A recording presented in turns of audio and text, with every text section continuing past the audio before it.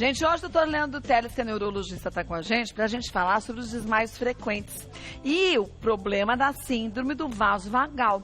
Na saída para o intervalo, o doutor Leandro até explicou rapidinho para a gente que a gente tem em torno de 30% a 40% de chance de desmaiar. De ter um desmaio por qualquer causa. Qualquer motivo, pode ser pressão baixa, qualquer coisa. Exatamente. Na síndrome vasovagal, a pessoa tem a tendência a ter episódios de baixa de pressão, dando esses sintomas ou de pré-desmaio, sabe aquela sensação que você vai desmaiar, ou de desmaios reais, desmaios breves. Geralmente é uma coisa que pega pessoas mais jovens, pega um pouco mais de mulheres, pega 2 a 3 mulheres para cada homem. A mulher, ela já tem um biotipo que favorece a queda de pressão. E ela tem, de modo geral, a pressão mais baixa. Tem mulher que mede a pressão, jovem, magrinha principalmente, e a pressão está 10 por 6, 10 por 5, e às vezes quando está de pé, e aí acumula um pouquinho de sangue nas pernas, ela não consegue fazer a compensação.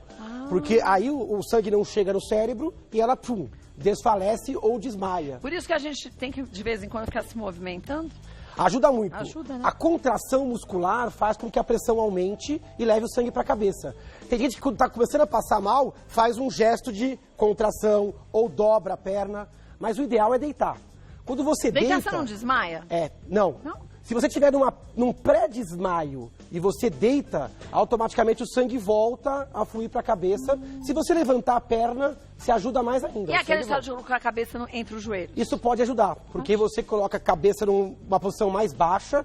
Isso pode defender algumas pessoas que estão sentindo mal. A pior opção é a pessoa sentir que vai desmaiar e tentar encarar, tentar ficar de pé. Aí ela pode cair e ela cai até com um mecanismo de proteção. Porque ela caindo, o sangue volta a circular na cabeça. Agora, o que é um vaso vagal? Esse termo, vaso vagal, é um termo curioso. Vaso é de vaso sanguíneo, artéria, e vagal vem de nervo vago. É um nervo, um dos nervos mais importantes do corpo. Quem comanda a pressão arterial e o batimento cardíaco é o sistema nervoso. Tem uma parte que a gente chama de sistema simpático, é o nome. Ele aumenta a pressão. Então, quando você está mais tensa ou no esporte, o coração bate mais rápido, a pressão aumenta. O vaso vagal, é o outro sistema, é aquele que faz a pressão cair. Baixar. Quando você está de pé há muito tempo, você precisa que a pressão aumente, que o sangue chegue ao cérebro. Algumas pessoas têm isso desregulado. De tempos em tempos, ao invés da pressão subir, o vaso abre. E aí a pressão despenca. Então, em vez do coração bater mais forte, mais rápido e a pressão subir, para garantir que de pé o sangue chegue no cérebro, o vaso abre e a pessoa pode ter a tendência à queda. Agora, vamos para os mitos e verdades, né? Porque senão a gente vai matar todos eles, né? Vamos ver o que... Já viu, a gente é bom de papo, né? Já começa a falar. A gente nem curte, né? Olha, a principal causa de desmaio é a queda abrupta de pressão arterial. Primeiro, desmaio é um sintoma, não é uma doença. Então tem várias causas de desmaio. Por exemplo, epilepsia causa desmaio, perde a consciência. Doença cardíaca pode causar desmaio. Também. Só que são causas mais infrequentes. A causa mais frequente disparada, mais da metade dos casos de desmaio, é por falta de fluxo no cérebro por pressão baixa. A pessoa pode ter pressão baixa por vários motivos. Por exemplo, remédio. Pode ser. Mas tem pessoas que do nada são saudáveis, mas que de tempos em tempos tem crise de pressão baixa quando fica de pé. Eu tenho pressão baixa, sempre tive. Mas o quão baixa ela tem que ser para ter um problema desse? Então, depende de pessoa para pessoa. Se o fluxo cerebral for muito pequeno, o cérebro automaticamente desliga, porque ele precisa do sangue, do oxigênio e da glicose que vem pelo sangue. Então, depende. Tem pessoas que com 4 de mínima já desmaiam. Tem pessoas que aguentam mais. Depende do biotipo, depende da altura, depende de há quanto tempo ela está naquela situação. Mas as pessoas que têm essa síndrome, essa tendência vasovagal, elas não toleram muito pressão baixa. Elas começam a sentir náusea, transpiração, escurecimento visual, sensação de fraqueza nas pernas. Se mantiver aquela situação, ela vai desligar. Como se fosse um disjuntor que cai para proteger o cérebro. Puxa, vamos ver mais um. Na síncope vasovagal, o paciente tem maior sensibilidade a algumas situações. Verdade. Quem tem tendência a desmaios, tem uma tendência a desmaiar em situações específicas. Por exemplo, ficar muito tempo de pé. Tem até um pessoal que chama de síndrome da troca da guarda. Sabe a guarda inglesa? Sei. Que eles ficam de pé? E nem se mexe. Tem várias fotos que esses guardas, de vez em quando, eles, desmaiam, caem. Porque é tanto tempo de pé. Quando você fica de pé, Kátia, 1/3 do sangue vai para as pernas. Então fica represado nas pernas. Então tem que ter um mecanismo de compensação. Então muito tempo de pé pode dar desmaio. Outra coisa, calor. Tem pessoas que no calor excessivo, no sol, elas acabam tendo uma tendência maior à pressão baixa. Tem pessoas que têm tendência a desmaiar quando vê sangue, ou quando colhe sangue. Tem o reflexo ao contrário, o vaso dilata, ela desmaia. Então não é medo. Não é medo. É o medo, é o gatilho, mas ela tem uma tendência... Mas a causa é outra, a ter um reflexo ao contrário. Ao invés da pressão subir, ela cai. Então nessa síndrome, a pessoa geralmente está de pé e tem um gatilho. Outros gatilhos, ficar sem comer. Tem pessoas que ficam muito tempo sem comer e aí começam a passar mal, a tremer, a ter uma sensação de transpiração e se bobear, desmaia. Então existem várias situações. Tem pessoas que têm isso quando vão urinar ou evacuar. Tem pessoas que têm isso com dor, quando tem uma dor muito aguda. O gatilho pode variar. E todo mundo conhece alguém assim. Se você pensar, todo mundo conhece um familiar, um parente, uma pessoa que quando vai num show, eu vou desmaiar. Ou quando fica na fila muito tempo de pé, ou quando está muito calor. E precisa vir e mexe, sentar, beber água, ou se alimentar com mais frequência. A gente acha que é frescura. Mas não é frescura. Não é frescura. E aí é mal compreendido por falta de informação. Isso pode chegar a 10, 15% da população. Tem pessoas que têm isso toda semana. Tem pessoas que é mais raro, que acontece a cada 6 meses, a cada 1 ano. Lugares muito aglomerados, emoções fortes. Tudo isso pode ser o gatilho. Só que o detalhe é, geralmente a pessoa está de pé ou sentada. Esse tipo de desmaio é muito raro acontecer com a pessoa deitada. Porque... a cabeça já está no nível, como se fosse uma garrafa com água deitada, o líquido já escorreu, né? Então o cérebro já está mais irrigado nesses casos. Legal. Vamos ver mais uma? Vamos. O diagnóstico da síndrome vasovagal é baseado em exames sofisticados. Volto. Não. E aí nós vamos saber por quê. Não. Voltando com o doutor Leandro, o diagnóstico de síndrome vasovagal é baseado em exames sofisticados. Você disse não. Tentei fazer uma correção, mas é mito mesmo, não. Foi bem, né? Então, não. Na verdade, o diagnóstico depende de uma boa história clínica e de um bom exame físico. O médico, quando está diante de um desmaio, ele vai fazer várias perguntas. Qual a situação, qual é a posição que a pessoa estava. Quando o quadro é bem característico, ele vai examinar e talvez peça alguns exames simples para afastar doenças ou cardíacas e tal. Mas, de modo geral, como é que é o desmaio da vasovagal? A pessoa sente mal-estar antes, sente as pessoas falando à distância, vai ficando mole. Quem olha, quem está olhando a pessoa vai ver a pele mais clara, pálida, vai sentir a pele mais fria, porque está faltando sangue, irrigação. Geralmente o desmaio ele é rápido, Kátia. É um desmaio que dura alguns segundos. Logo que a pessoa cai, ela já volta e já se recupera. Então não é um desmaio prolongado. É 10, 20, 30 segundos no máximo, tá bom? A pessoa não se debate, geralmente não baba, como na epilepsia, nas crises convulsivas. E quando a pessoa acorda do desmaio, ela está bem. Ela não está confusa. Não tem mal-estar nem nada? Não. Ela pode ter um ligeiro mal-estar, mas ela está consciente, ela está orientada, sem nenhum sintoma. Então, os exames são exames simples quando necessários. Quando o caso é muito complicado, existe um teste específico para a vasovagal, chamado tilt test. O que é esse tilt test? Esse tilt test é um teste de inclinação. O paciente fica numa maca, todo preso com pressão, batimentos cardíacos. Aí essa maca, ela levanta. Deixa de ponta cabeça? Deixa de pé o paciente. De pé. Deixa o paciente de pé durante um tempo e vai ver como é que o coração e a pressão reagem a essa troca de posição. Se ele tiver uma tendência correta, ele vai corrigir a pressão arterial, vai melhorar a frequência cardíaca. Se ele tiver mal intencionado, a pessoa pode ter a pressão baixa e, eventualmente, até o sintoma característico durante o exame. Então, o exame mais específico é o tilt test. Hoje em dia é um exame que não é sofisticado, é um exame simples de fazer, não invasivo. Fácil. E o médico pode pedir outros para olhar o coração, um eletro, um eco, pode pedir alguma coisa para epilepsia, depende muito da história que chega ao médico. Então, esse histórico é extremamente importante. Fundamental. Né? Se tiver uma testemunha ocular, é importante, porque se o paciente desmaiou, é importante saber quem viu o evento. E aquilo que você sempre me fala, eu falo, gente, mas será que isso é legal? Depois, quando acontece na família, a gente vê que faz diferença. De filmar a pessoa. Até pro médico conseguir ver. Né? Desmaiou, como, de que jeito, ficou branco, não ficou branco, ficou tonto, não ficou tonto, caiu, do nada. Nossa, a gente tem que ter sempre acudir a pessoa. Mas às vezes, se tiver um recurso, a pessoa estiver bem, ou for um quadro recorrente. Ou tem mais alguém junto, você pode anotar os sintomas, pode fotografar ou até fotografar, ou até filmar.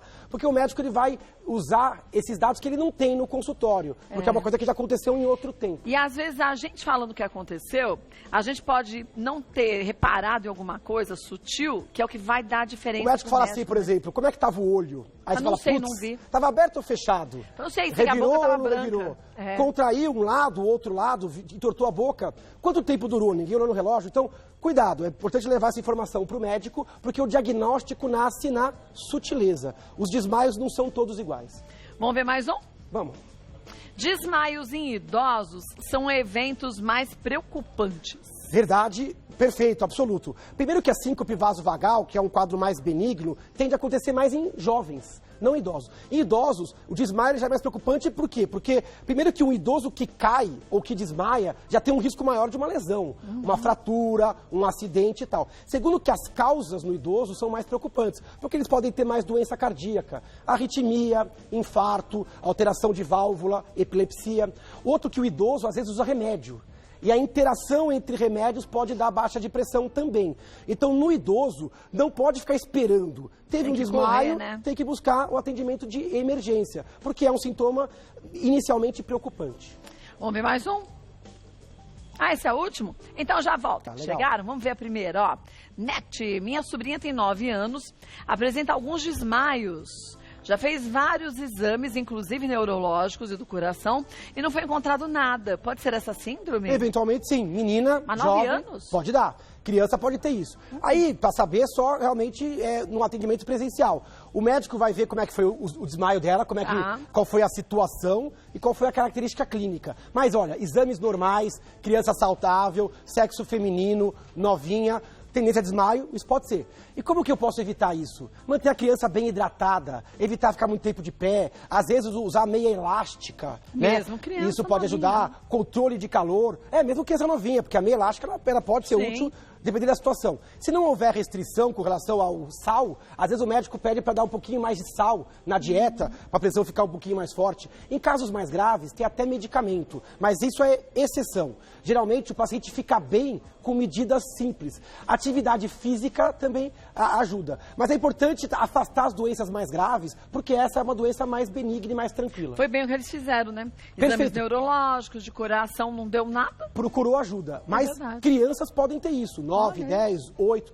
É muito comum quando vai colher exame de sangue ou quando está com dor. Em criança, esse é um gatilho comum. Então, Net, leve sua sobrinha para o médico e aí converse com o teu histórico todo, como desmaiou. E se ela desmaiar até você ir ao médico com ela, ou seu parente com ela, filma.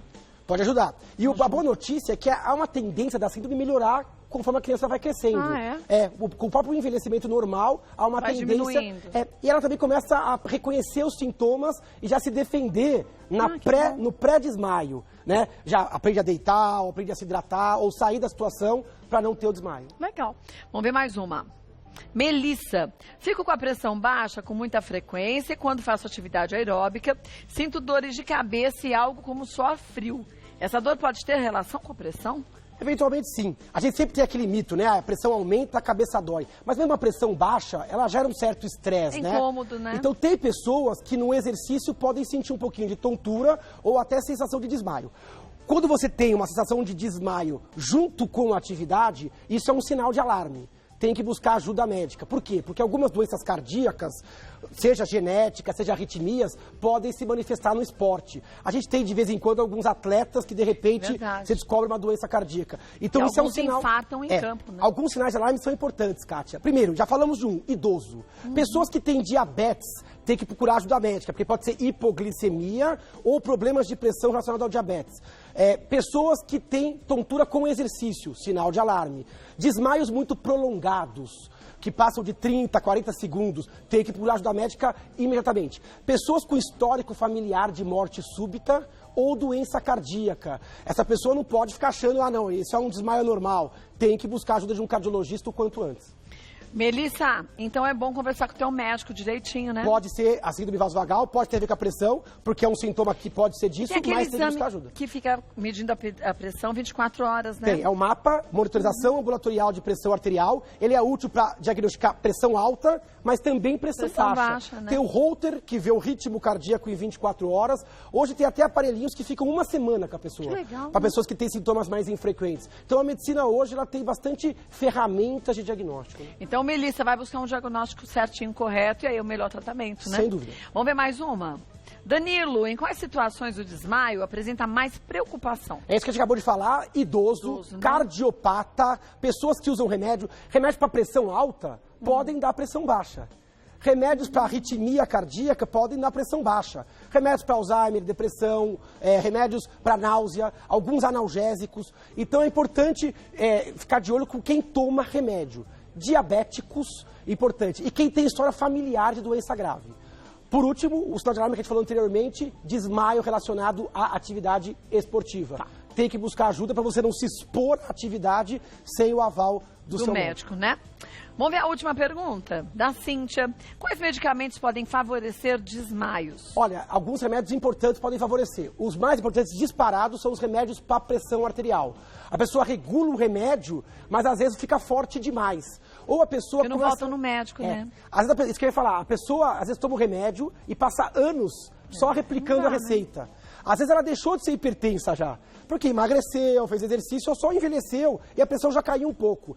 E ela continuou com o mesmo remédio, aí começa a ter sintoma de desmaio. Alguns remédios que são beta-bloqueadores, remédios para arritmia, ou para enxaqueca, ou para tremor, podem dar desmaios. Quando você procura um médico, a primeira coisa que ele vai querer ver é a sua receita. O que você está tomando? Às vezes o segredo está lá, de algum remédio que entrou ou até que saiu. Agora, porque a abstinência a alguns remédios também dá pressão baixa. E quando a pessoa toma um remédio, está regulado, mas resolve tomar uns chazinhos de ervas, porque tem uns chazinhos que dizem que mistura essa com aquela e é baixa pressão, isso não pode também interferir demais? Pode. Coisas naturais também são químicas. Elas também interferem, podem interagir com a metabolização do seu remédio. Às vezes, suplementos de academia. Também, então, o médico, geralmente, ele tem esse cuidado. É importante você levar tudo que é novo na sua vida. Porque a alteração na sua medicação pode ser decorrente, a mutação do efeito pode ser por causa de uma substância que está interagindo. E aí vale até os ditos naturais, que também podem realmente ser danosos, né, prejudiciais. E tem que anotar, gente, tudo que você está tomando. E aí conta. Uma frutinha que você comeu naquele dia. Faz um relatório, não é? Um alimento que você comeu naquele dia que você percebeu. Ou então comi menos sal, tenho diminuído o sal, tomei um chazinho junto com o remédio. Qualquer coisa. Mudei a dieta, estou fazendo jejuns, às vezes jejuns prolongados ou intermitentes, estresse, privação de sono. O que você falou a gente chama de diário de sintomas. Não só o que aconteceu no intra, mas o que aconteceu antes e depois, para o médico entender o contexto daquela ocorrência. Isso vale para isso e para qualquer outra coisa em medicina. Vale para a gente se conhecer. E ver naquele momento de vida o que está me fazendo mal e o que está me fazendo bem. Porque isso vai ser a ferramenta do enfrentamento, vai fazer parte do seu tratamento. Verdade. Por falar em tratamento, não agora do vaso vagal, que tal a gente começar também a prevenir alguns problemas, como por exemplo, você que está com medo de ficar com a memória abalada, mesmo sendo novo em fim de ano, tem isso com estresse, né? Tem isso. Tanta gente aí com as notas tendo que ser recuperadas, do que não fez no ano inteiro nos últimos meses. Então, aproveite, antes que eu me esqueça, são técnicas, hábitos e dicas para afiar a sua mente e aperfeiçoar a sua memória. Gente, tudo nessa vida é treino. E a memória da gente precisa de treino, né? Sem dúvida. Muita gente a gente cobra, mas não faz por merecer uma cognição equilibrada e de qualidade. O livro está bem para público leigo, qualquer idade, para a gente aprender a direcionar e fazer aquilo que melhora o nosso rendimento e deixar de fazer aquilo que limita o nosso rendimento. Então, olha, fácil de encontrar hoje em dia com a internet, então fica mais fácil ainda. Qualquer dúvida que você tenha sobre o trabalho do Dr. Leandro Teles, acesse o site www.leandroteles.com.br. Tem o Facebook, que é a fanpage. A fanpage Neurologista Leandro Teles. Sim. No Instagram, Neuro Leandro Teles. E ali você vai ter 1000 informações, mas, gente, nosso espaço aqui, ele é de prestação de serviços, de esclarecimento, tirar dúvidas, mas nada supra a necessidade que todos nós temos de irmos ao médico. Então, faça a sua parte. Vá ao médico, começou a ver que as coisas se repetem, que você não melhora. Vá ao médico, conte tudo o que acontece desde que o sol explodiu, antes a gente falar de mais do que falar de menos, e siga a orientação do seu médico. Desde que o sol explodiu, não. Aí desde que a história começou. Você vai acabar com a vida dos médicos. Desde o nascimento já tá bom. Não, desde que a história começou. Tá bom, tá entendeu? certo, tá certo. E olha, aí você vai ter um ótimo rendimento, resultados positivos como tem que ser. Obrigada mais uma vez. Bom Olha, seu bom humor faz uma diferença incrível. Gente...